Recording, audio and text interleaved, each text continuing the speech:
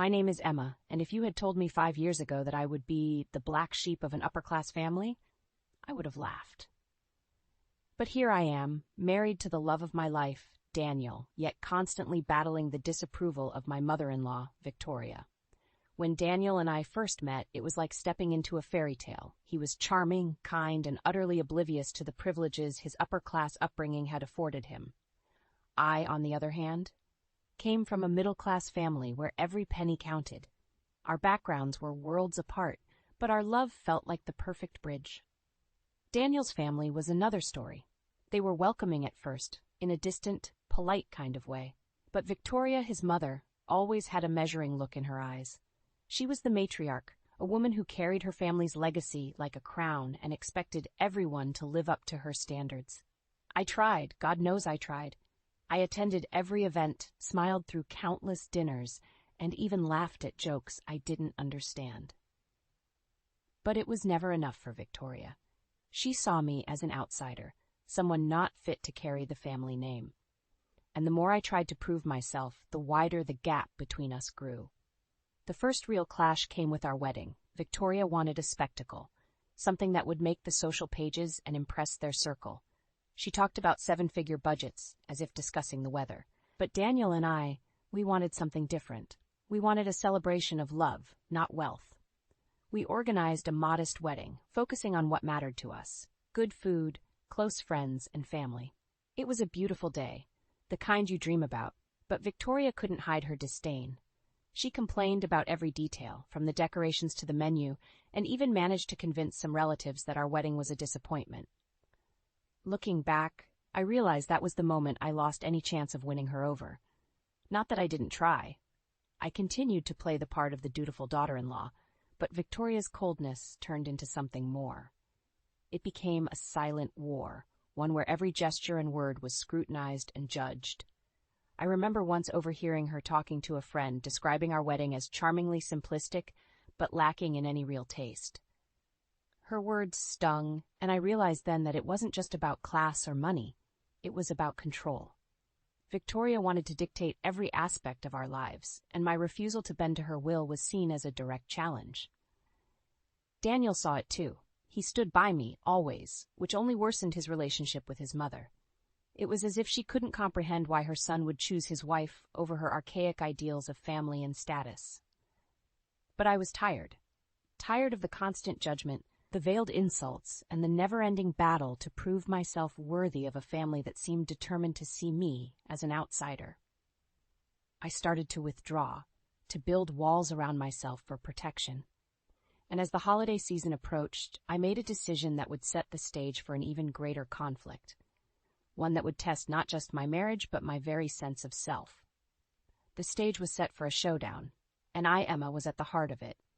Little did I know, the coming events would reveal secrets and challenges that would change everything I thought I knew about family, love, and belonging. The battle lines were drawn unintentionally with our wedding, a day that was supposed to symbolize unity, but instead sowed deep-seated division. Daniel and I had envisioned a day filled with love and laughter, surrounded by people who genuinely cared for us. We wanted it to be a celebration of us as a couple, a reflection of our journey together. Victoria, however, had other plans. She envisioned a grand affair, something that would be talked about in their social circles for years to come. Her idea of a wedding was less about the union of two hearts and more about showcasing wealth and status. When we told her we were planning a modest event, focusing on the quality of food and intimacy of the gathering, her disappointment was palpable. "You only get married once, Emma," she said in a tone that dripped with condescension. "Don't you want it to be memorable?" It was memorable, but not in the way Victoria had hoped. Our wedding was a joyous occasion, filled with laughter, diverse cuisines that reflected our love for food, and heartfelt speeches. Even George, Daniel's father, who was known for his stoicism, let loose and enjoyed himself. But Victoria, clad in an expensive designer dress that overshadowed even the most elaborate decorations, wore a tight smile that never reached her eyes. The fallout from our wedding was immediate. Victoria's disappointment turned into a silent yet relentless campaign against me. She would make offhand comments about how things could have been better, If only we had listened to her. I heard whispers, little snippets of conversations where she lamented to family members and friends about the missed opportunity our wedding was. Daniel tried to mediate, but there was a growing chasm between him and his mother. Each time he defended our choices, it only seemed to fuel Victoria's disapproval. He was torn, caught between the love for his mother and his loyalty to me. But the real conflict was not about the wedding. It was about control. Victoria had always been the one calling the shots in the family, and our wedding was the first time someone had dared to defy her. It was more than just a disagreement over a celebration. It was a challenge to the power dynamics within the family. I found myself questioning my place in this family.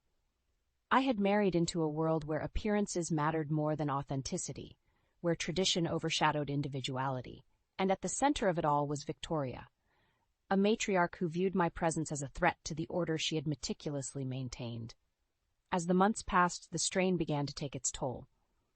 Daniel and I were happy together, but the constant undercurrent of tension with Victoria cast a shadow over our marriage. It wasn't just about being accepted, it was about maintaining my identity in the face of overwhelming pressure to conform. The holiday season was approaching, a time for family and togetherness. But in my heart, I knew that being around Victoria would only deepen the divide. It was time to make a choice, one that would either bridge the gap or widen it irreparably. Little did I know that this decision would lead to a confrontation that would change everything. The holiday season, meant to be a time of joy and family, became a battleground in my ongoing war with Victoria. After the wedding fiasco, I realized that any hope of a peaceful relationship with her was wishful thinking. It was then that I decided to set firm boundaries, a decision that Daniel supported, albeit with a heavy heart. Victoria's influence in the family was undeniable. She was used to getting her way, and anyone who dared to defy her faced her wrath. However, I was determined not to let her control our lives.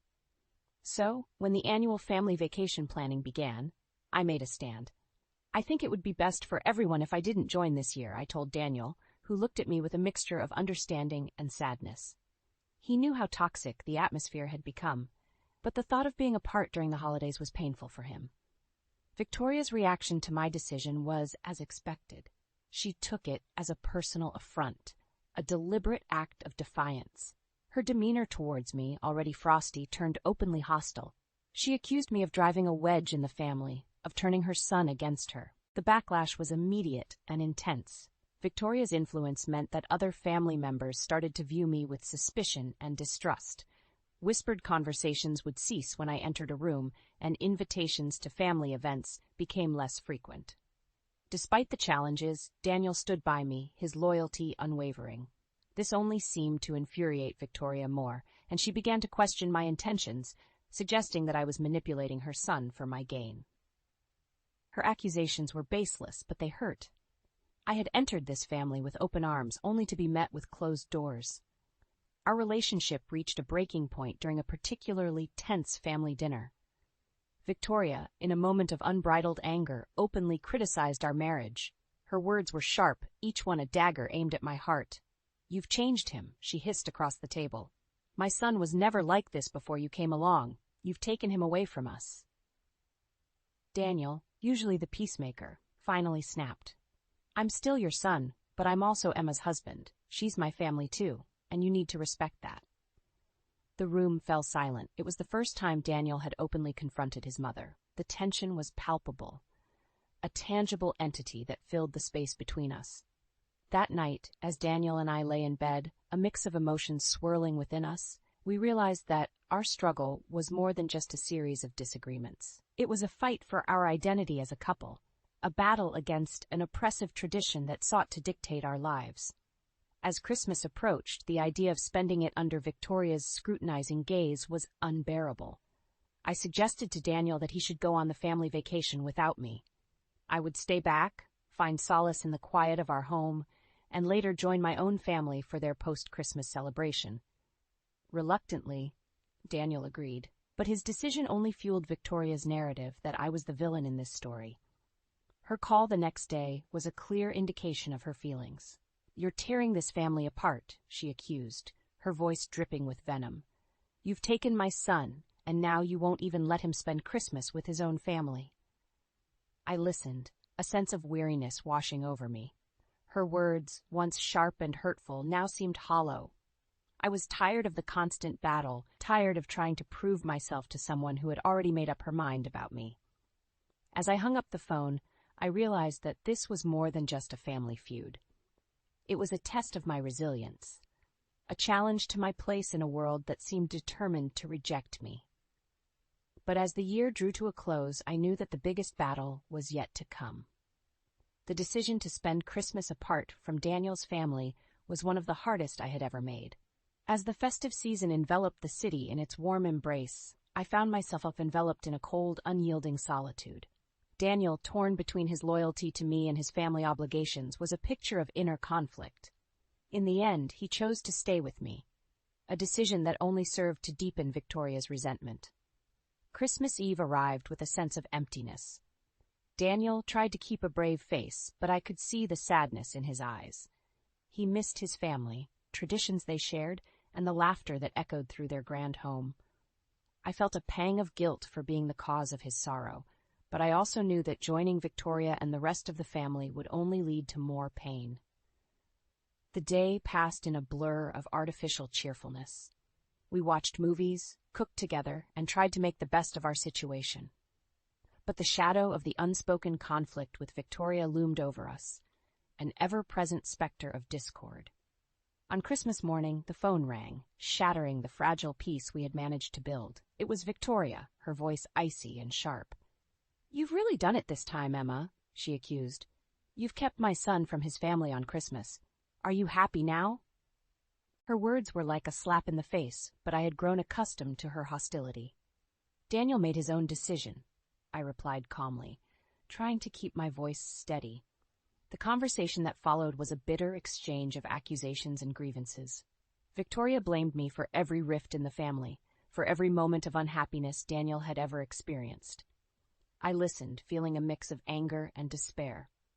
After the call, Daniel and I sat in silence, the joy of the day overshadowed by the heavy weight of family conflict. It was clear that something had to change, but I was at a loss as to how to bridge the chasm that had formed between us and Victoria. The days that followed were a reflection of our inner turmoil.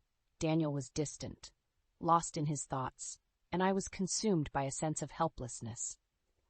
The family vacation that I had opted out of became a symbol of my isolation, a stark reminder of the price of setting boundaries. As New Year's Eve approached, I made a decision. I would reach out to Victoria, try to mend fences, and start the new year on a new footing. It was a resolution born out of desperation, a last-ditch effort to salvage what was left of our family ties. But fate had other plans. A call came late on New Year's Eve, a call that would change everything. Victoria had been rushed to the hospital, a heart attack. In that moment, all our differences, all our conflicts, seemed trivial and inconsequential. Daniel and I rushed to the hospital, the urgency of the situation bringing a new perspective. As I sat in the sterile waiting room, watching Daniel pace back and forth, I realized how deeply entwined our lives had become with his family. For better or worse, Victoria's health scare was a wake-up call, a stark reminder of the fragility of life. It forced us to reevaluate our priorities, to question the value of holding on to grudges and resentments. As Victoria recovered, there was a palpable shift in our dynamics. The brush with mortality had softened her, made her more reflective, and for the first time I saw a glimmer of hope, a possibility of reconciliation. But the journey to healing was far from over. The years of conflict had left deep scars, and it would take more than a health scare to erase them. As I looked ahead to the coming year, I knew that the road to forgiveness and understanding would be long and arduous. But for the sake of our family, for the sake of the love that Daniel and I shared, it was a road I was willing to travel. Victoria's health scare marked a turning point in our strained relationship. As she lay in the hospital, frail and vulnerable, I saw a different side of her, a side that was human, scared, and far from the controlling matriarch I had always known. It was a stark reminder that beneath the layers of pride and prejudice, we were all fragile beings, bound by the same fears and hopes. In the days following her hospitalization, There was an unspoken truce between us. The usual sharp remarks and cold stares were replaced by a cautious civility. Victoria, recovering slowly, seemed to have lost some of her combative spirit. Daniel, relieved by his mother's improving health, hoped this would be a new beginning for us all. But old wounds don't heal easily. The years of resentment and misunderstanding had built walls that were not easy to tear down. I found myself wrestling with mixed emotions, relief that Victoria was recovering, but also apprehension about what this meant for our future interactions. One afternoon, while visiting Victoria in the hospital, I found myself alone with her in the room. The silence was awkward, filled with unspoken words and unresolved tensions. Finally, Victoria spoke, her voice softer than I had ever heard it. "Emma, I know we've had our differences," she began hesitantly. "I haven't always been fair to you. This situation has made me realize that life is too short for such bitterness." Her admission took me by surprise. It was the closest thing to an apology I had ever received from her. I sat there, unsure of how to respond. Part of me wanted to embrace this opportunity for peace, to let go of the past and move forward. But another part, the part that had been hurt and belittled, clamored for retribution, for recognition of the pain she had caused. I looked at Victoria, her usual armor of confidence and control gone, replaced by a certain vulnerability. It was a moment of decision. Should I seek revenge for all the hurt or extend the olive branch of reconciliation? My mind raced with possibilities. I could use this opportunity to assert my place in the family, to turn the tables on Victoria and make her feel the isolation and judgment she had inflicted on me.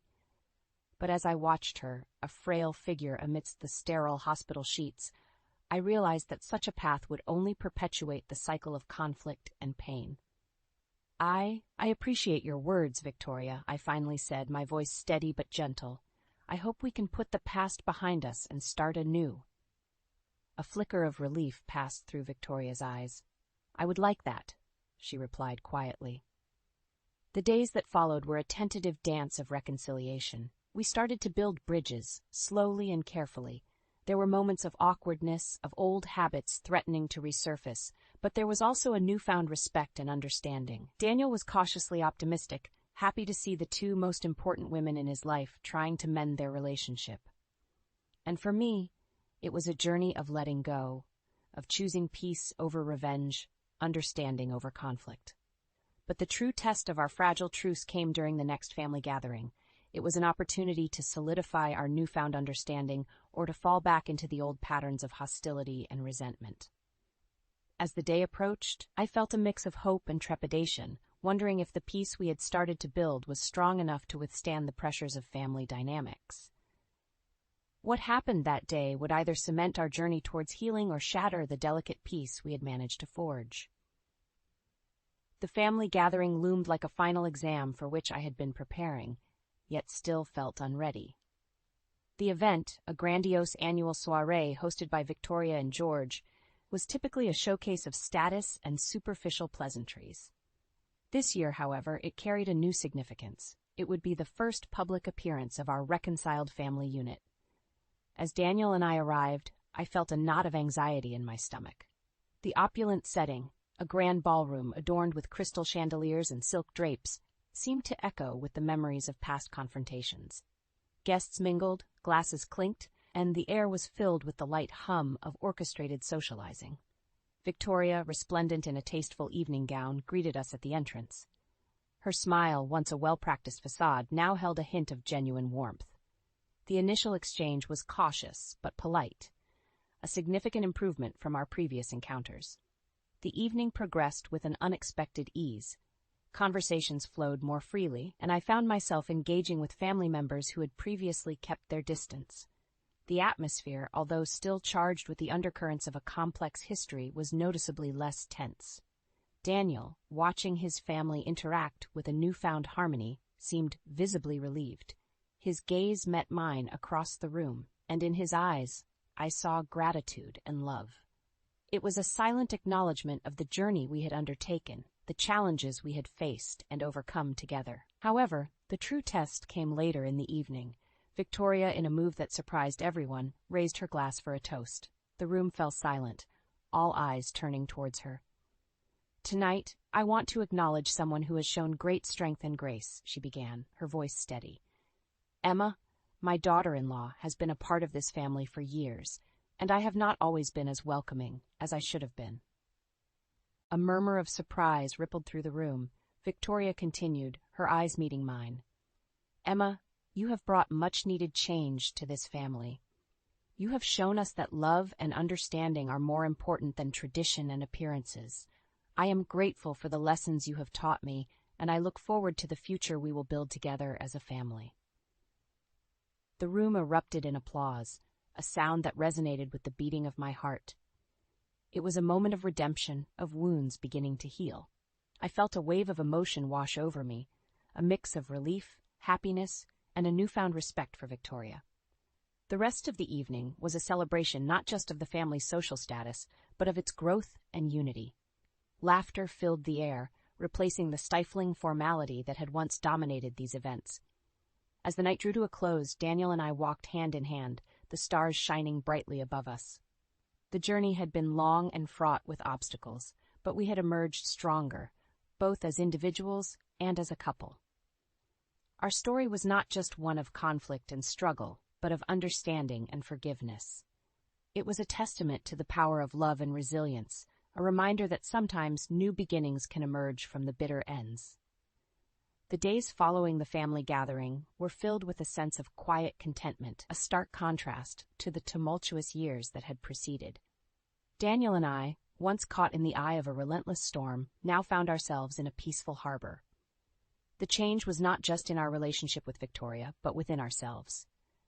As I reflected on the journey, I realized how much I had grown.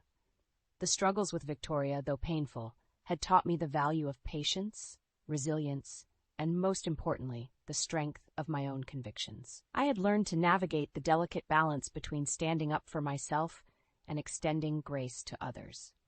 Daniel and I, through the fires of conflict, had forged a deeper bond. Our marriage, once tested by external pressures, was now a testament to our mutual respect and understanding. He had been my unwavering support, my partner in every sense, and together we had turned adversity into a stronger, more profound love. Victoria, too, had transformed. The formidable matriarch, once unyielding in her ways, had shown a capacity for change that I never thought possible. Her journey, from a figure of authority to one of understanding, was a powerful reminder that people could evolve, given time and empathy. Our family dynamic had shifted. The once rigid hierarchy dissolved into a more egalitarian structure, where each member's voice was heard and respected. The change was not overnight, nor was it without its setbacks, but it was a start, a foundation upon which we could build a more harmonious future. As the seasons changed, so did our lives. Daniel and I, once isolated in our struggles, now found ourselves part of a family that, while still imperfect, was learning to embrace its flaws and grow together. We hosted dinners, attended family events, and engaged in conversations that previously would have been unthinkable. The scars of the past remained, a reminder of the challenges we had faced, but they also served as a testament to our resilience. We had navigated the complexities of family dynamics, cultural differences, and personal battles to create a space where love and understanding could flourish. As I looked forward to the road ahead, I saw not a path free of obstacles, but one that we could navigate together as a family. The journey of reconciliation and growth would continue, with its highs and lows, but I was confident in our ability to face whatever came our way. Our story, woven through the threads of family drama and personal struggles, was a tapestry of life's complexities and beauties. It was a narrative of change, forgiveness, and the enduring power of love. In the end, what mattered was not the conflicts we had faced, but the lessons we had learned and the bonds we had strengthened.